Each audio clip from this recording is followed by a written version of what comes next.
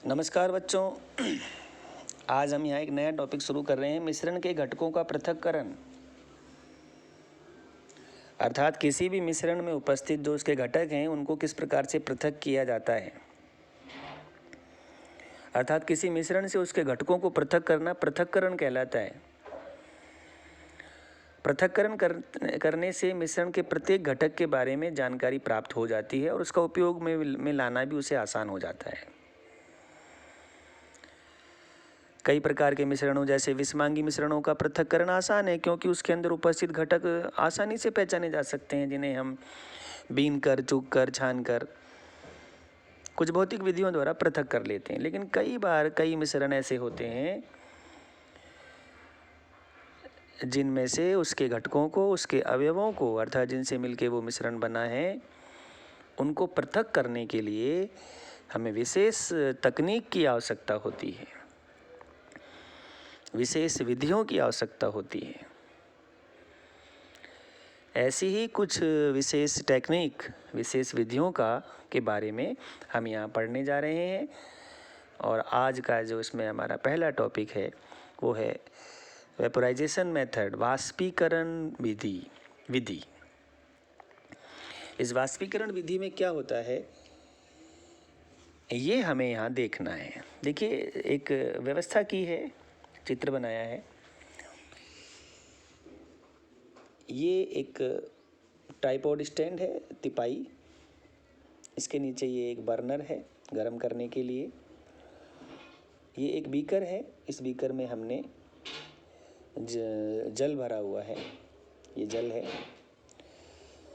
इस बीकर के ऊपर एक वाच ग्लास, एक कांच की बनी हुई, ट्रांसपेरेंट कांच की बनी हुई एक छोटी सी प्याली नुमा संरचना होती है, प्लेट नुमा संरचना होती है, जिसे हम वाच ग्लास कहते हैं। और इस वाच ग्लास के ऊपर जो है कुछ बूंदें शाही की हमने डाली। शाही क्या है? शाही एक मिश्रण है। और इस शाही के समांगी मिश्रण में क्या क्या है? एक तो है इसमें जल,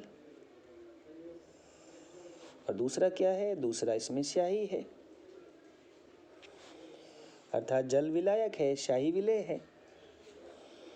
इन दोनों के मिलने से शाही का विलयन बना है। अब इसमें से विलायक और विलेय को अलग करना है, यानी कि विलेय में से विलायक को अलग करना है।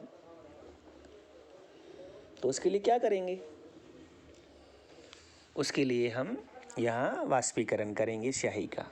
तो उसके लिए क्या करना है कि वाच ग्लास के ऊपर शाही की कुछ बूंदें डालनी। अब देखिए, हमें यहाँ इस वाच ग्लास को डायरेक्ट गर्म नहीं करना है। हम यहाँ बीकर में जल लेकर उस जल को गर्म करेंगे। अब जल को गर्म करेंगे तो इससे गर्म भाप निकलेगी। ये भाप जो है जाके वाच ग्लास से टकराएगी। वाच ग्लास से टकराएगी तो वाच ग्लास गर्म होगा, और इसके वाच ग्लास में जो शाही है वो उसका वाष्पीकरण होगा। अर्थात हम देखते हैं कि कुछ देर बाद वाच ग्लास में जब वाष्पीकरण हो जाता है तो हमें कुछ उसमें परिवर्तन नज़र आता है, और हम जब उसमें परिवर्तन आना नज़र आ जाए तब हम उसे गर्म करना बंद कर देते हैं। हम क्या देखते हैं? हम देखते हैं कि वाच ग्लास से शाही में उपस्थित जल का वाष्पीकरण हुआ। अर्थात यहाँ से जल वाष्प के रूप में उड़ गया। ये देखिए, ये उड़ रहा, ठीक है।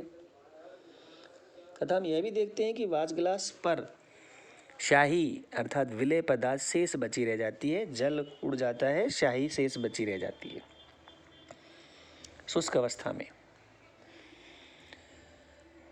तथा इस तरह से हम यहाँ ये निष्कर्ष निकालते हैं कि शाही जल तथा रंग अर्थात विलेय पदार्थ, जिस रंग की भी शाही है, उसका एक समांगी मिश्रण है।